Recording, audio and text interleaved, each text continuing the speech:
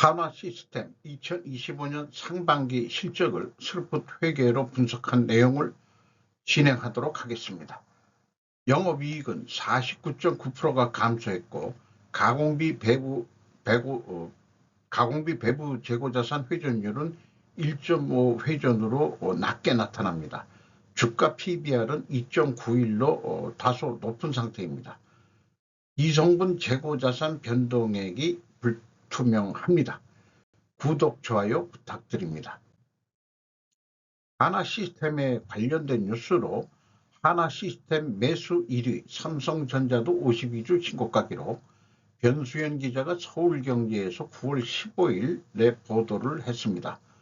미래에셋증권이 집계한 바에 의하면 한화시스템 EU 방산호재의 매수세가 집중됐다. 이렇게 소개를 하고 있고, 이 한화시스템에 대해서는 한국이 1,500억 유로, 약 245조 원 규모의 유럽연합 무기 공동구매 프로그램 참여를 검토하고 있다는 소식이 전해지면서 매수세가 유입된 것으로 분석된다고 그렇게 보도를 했습니다. 그래서 한화시스템 전에도 한번 해봤습니다만은 분석을 해봤습니다. 스루풋 회계로. 먼저 원가 회계로 매출이 1조, 상반기 실적이 1조 1,890억을 달성해서 전년 상반기보다 3%가 감소했는데, 반대로 가공비 배부 재고자산은 41.4%가 증가했습니다. 연말 대비 매출 원가가 4.8% 낮게 증가해서 매출 총액 금액상으로는 5.7%가 증가했습니다. 그러나 운영경비가 21.8% 더 높게 증가해가지고 영업이익은 1,244억 원으로 전년 상반기보다 4.4%가 감소했습니다. 영업이익률 10.5%로 0.2% 하락했습니다. 참고적으로 독특한 상황은 영업의 부분에서 기타 포괄 수익이 났는데 무려 1조 1,400억의 기타 포괄 손익이 있는데 지분상품 투자자산이라고 되어 있습니다. 보통 그 기타 포괄 손익으로서 이 금융자산, 측정자산 뭐 이런 식으로도 표현이 되는데, 어디에 투자했는지 모르지만은 그 가치가 올라서 이것 하나 때문에 총 포괄 손익은 무려 1조 2천억이나 이익이 난 것으로 그렇게 6월 달에 결산이 됐습니다.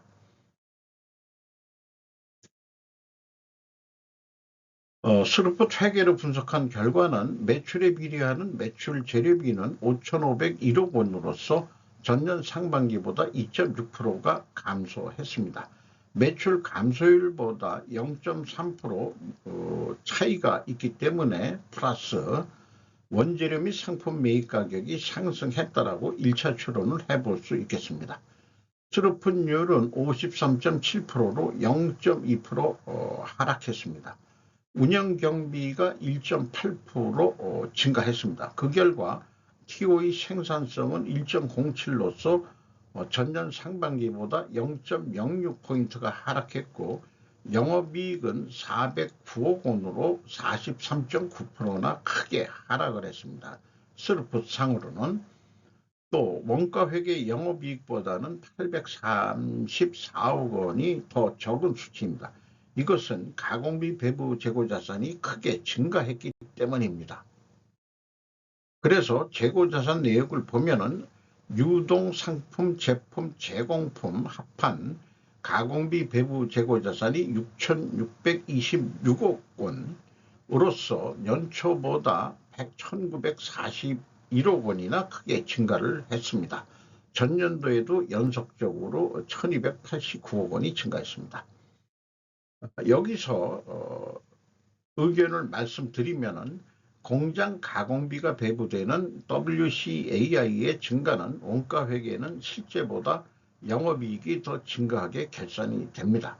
이것이 원가회계의 고질적인 핵심 문제이며 재고의 증가를 GDP 증가로 인식하는 거시경제도 문제이기도 합니다.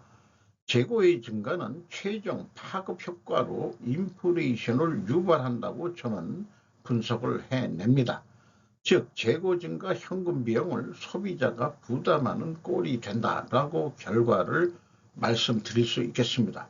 우리 소비자들은 일반 소비상품을 사는 제조 메이커의 물건을 사면서 재고 증가에 대한 개념은 우리가 알 수는 없죠. 하지만은 궁극적으로 재고 증가의 현금 투자 금액이 소비자 가격에 전가된다고 저는 그렇게 긴 논리의 그 논리적인 그 추론으로 그런 결과에 도달한다고 저는 주장하는 바입니다.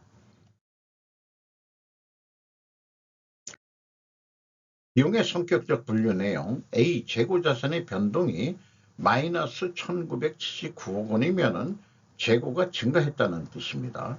원재료 매입과 상품의 매입액이라고 표현되면 A. 재고자산의 변동 범위는 전체 재고자산을 의미합니다. 이것이 표준적인 방법인데 일단 그렇게 이 회사는 전체 재고자산을 기준으로 가고 있다.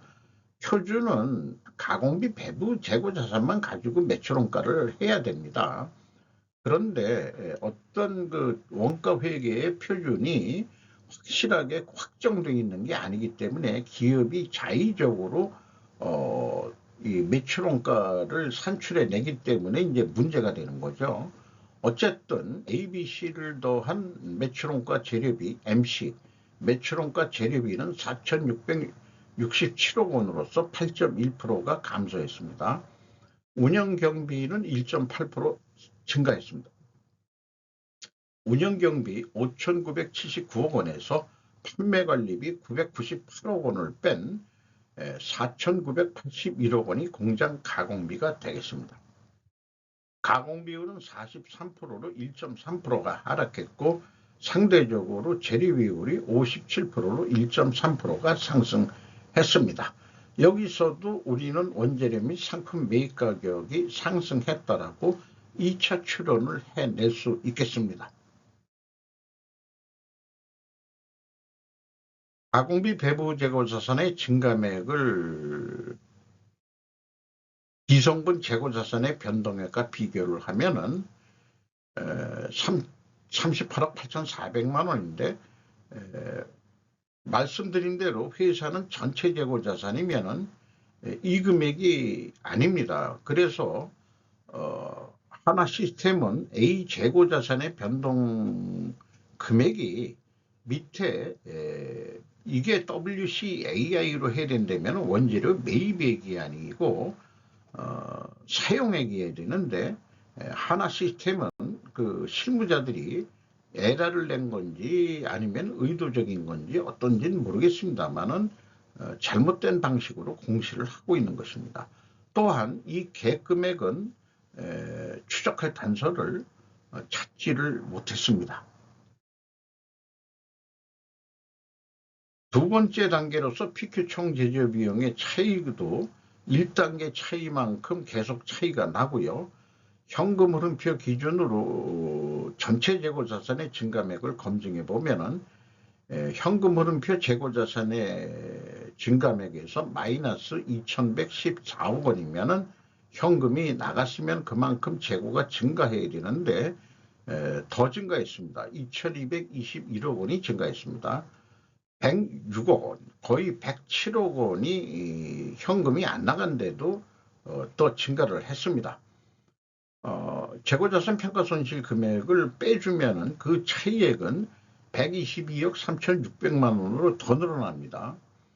그러면 이것이 뭐냐 그러면은 사업보고서 주석 내용으로는 추적할 길이 없지만은 제 추정은 사업 결합으로 인한 재고가 들어왔다라고 추론이 됩니다. 이것은 뭔가 특별 원인이 분명히 있을 거예요. 126억 원이나 차이가 있다는 것은.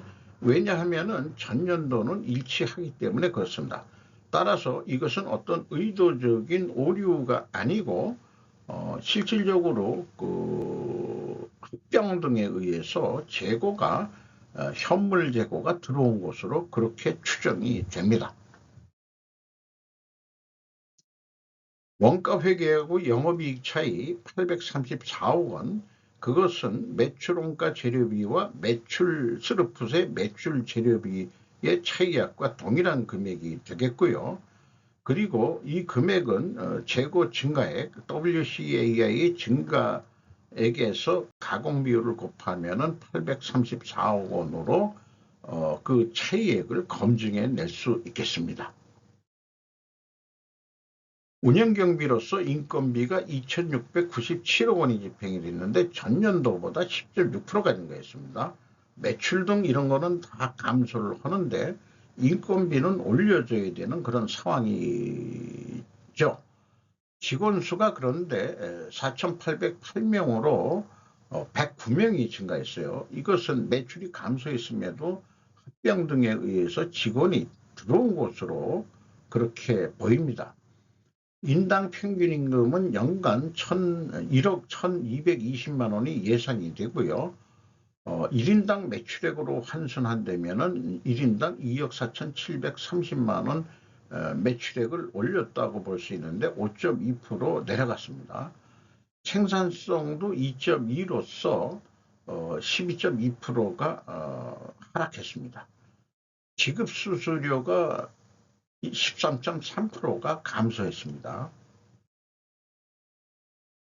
경영평가 지표로서 가공비 배부 재고자산 회전율이 1.5회전으로 매출은 감소했음에도 불구하고 재고는 증가해가지고 재고 회전율이 하락했습니다. 또한 스르풋율도 떨어졌습니다. 이렇게 동일 방향이면 일단 투명회계 가정을 세웁니다. 인적자산 회전율은 1.5회전으로 전년 상반기보다 0.1회전이 하락했습니다. 그만큼 직원들의 기여도가 떨어졌다고 볼 수 있겠습니다.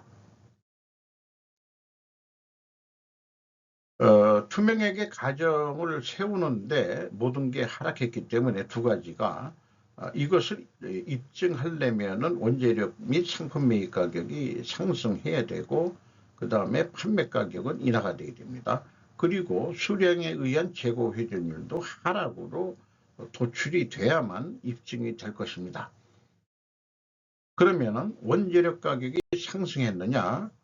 미안하지만 방위산업은 원재료 가격과 제품 가격 추이를 보안상 영업비밀로 하고 있습니다.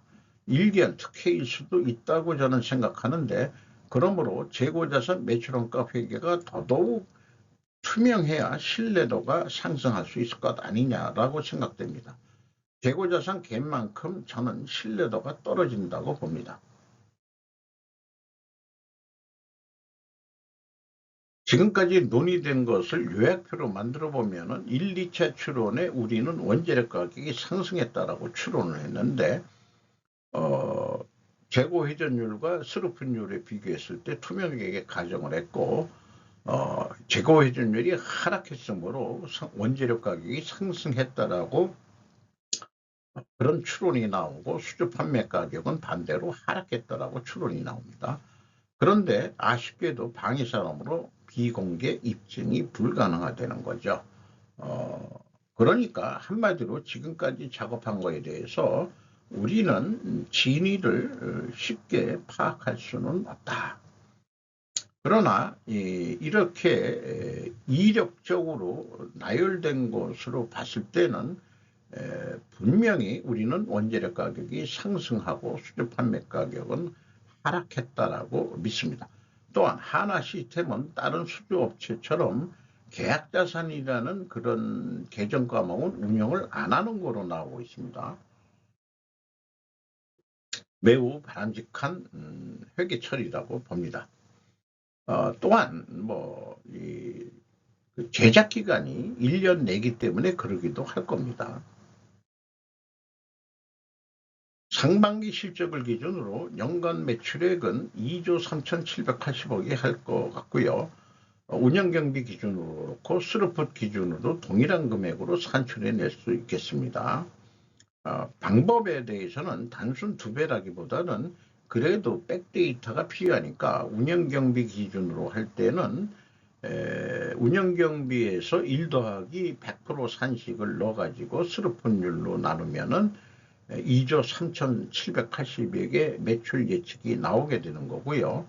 매출 재료비 기준으로 해서는 이것도 1 플러스 100% 해가지고 매출 재료비율로 그 스르폰율이 있으니까 반대로 우리는 요 매출 재료비 경우는 매출 재료비율로 나누면 동일한 금액으로 산출해 낼 수 있겠습니다. 요 두 가지를 합치면 100%가 되죠. 네. 그겁니다. 그래서 연간 매출액이 2조 3,780억을 한다면은 연간 영업이익은 818억 원이 나올 것 같습니다. 근데 상반기 원가 회계하고 영업이익 차이도 800억 원대나 차이가 나는데 참 스루풋으로 기준을 잡아야 되는 시대가 오지 않겠냐, 저는 그렇게 생각합니다. 연간 매출액이 2.9회전으로 다소 느린데 요거를 3.3회전까지 아주 지금 하고 있는 작업들을 빨리 끝내고 매출을 추가 인식을 해가지고 재고 회전율을 3.3회전으로 성공한다면은 매출액 증가 효과가 2조 6,951억 원으로서 운영경비가 6.7% 맥시멈 증가한다고 봤을 때 영업이익은 1,720억 원으로 당초 사업 계획보다 2배 이상 영업이익을 올릴 수 있을 것입니다. 주가를 56,000원으로 연초 23,600원보다 32,400원 더블 이상으로 상승했습니다. PBR은 2.91로 109%가 상승했습니다. 5% 이상 주주는 하나 에어로스페이스가 46.73%, 하나 에너지가 12.8%, 국민연금공단이 7.37%, 외국인이 7.32%인데 JP모간이 역시 눈에 띕니다. 외국인 투자 비율은 직접 하나 에어로스페이스에 직접 많이 투자하는 거로 알고 있습니다. 이상 골든 회계로, 스루풋 회계를 골든 회계로 별칭을 제가 하기로 했습니다. 21세기 2025년 황금 시대에 들어오면서 스루풋 회계도 황금 회계로, 골든 회계로 명칭을 한번 호칭을 불러보고자 합니다. 또 스루풋 회계의 창시자도 골드렛 박사이기 때문에 유대인 양자 물리학 박사죠. 골드렛이라는 게 우리말로 해석하면은 김씨들이라고 볼 수 있겠습니다. 김씨. 골드렛 하면은 뭐 이런 것이 들이죠. 김씨들. 그러니까 그쪽 말에는 씨라는 한자어가 없으니까 김들이죠, 김들. 김씨란 이런 그런 얘기가 되겠습니다. 사이드로 좀 말씀을 드렸는데 이상 하나 시스템 상반기 실적을 스루풋 회계로 분석을 해서 소개를 해드렸습니다.